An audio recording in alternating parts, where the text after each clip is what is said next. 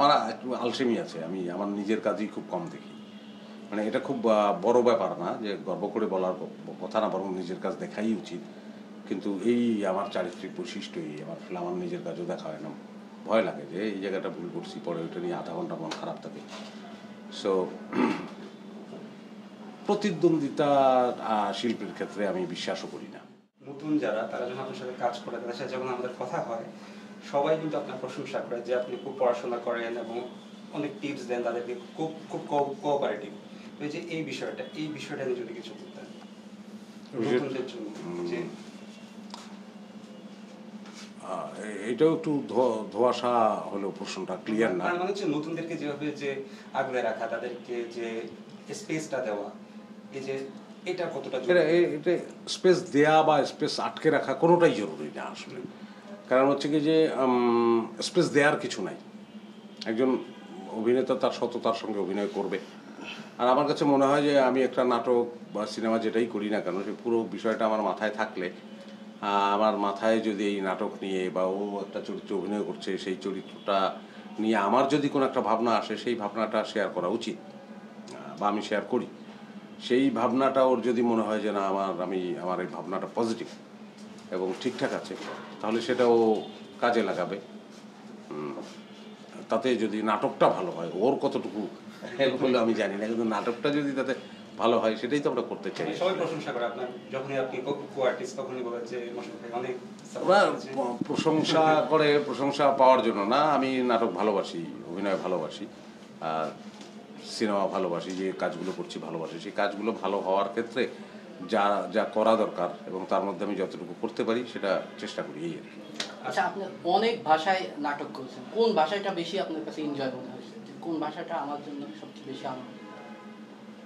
না, এরকম কোনো নাই যে অমুক ভাষাটি আমার অসাধারণ, এরকম কোনো ব্যাপার নাই আসলে।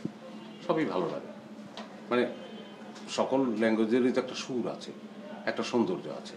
মানে আমাদের আঞ্চলিক ভাষাগুলোর কথা বলছেন তো, তো সেইগুলো সব প্রত্যেকটাই ভালো লাগে। তার মধ্যে সবগুলো যে খুব পারফেক্টলি আমি পারি তাও না।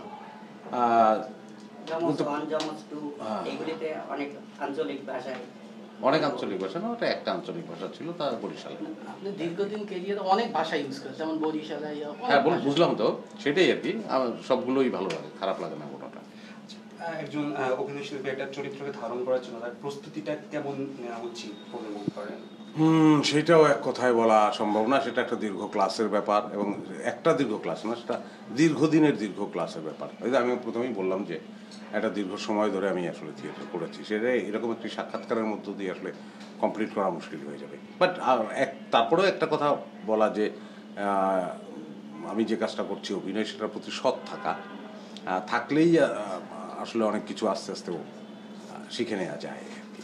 নতুন যারা অভিনয় করতে আসছে, তাদের মধ্যে অভিনয় করার তাড়নাটা কেমন দেখছেন? যাদের সাথে কাজ আছে, অনেকেরই তাড়না আছে, অনেকের নাই, তো অনেকের আছে। দীর্ঘ ক্যারিয়ারে আপনার প্রতিদ্বন্দ্বী কাকে মনে করেন? আমি প্রতিদ্বন্দ্বিতা কখনো করি নাই এবং এখনো মনে করি না। আর আমার একটু আলসেমি আছে, আমি আমার নিজের কাজই খুব কম দেখি। মানে এটা খুব বড় ব্যাপার না যে গর্ব করে বলার কথা না, বরং নিজের কাজ দেখাই উচিত। কিন্তু এই আমার চারিত্রিক বৈশিষ্ট্যই আমার নিজের কাজও দেখা হয় না।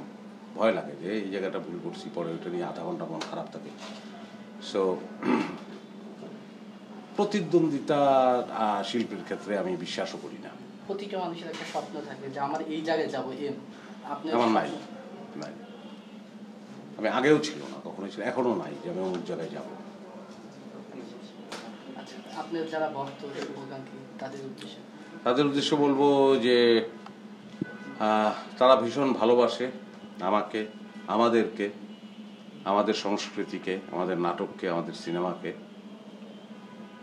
আমাদের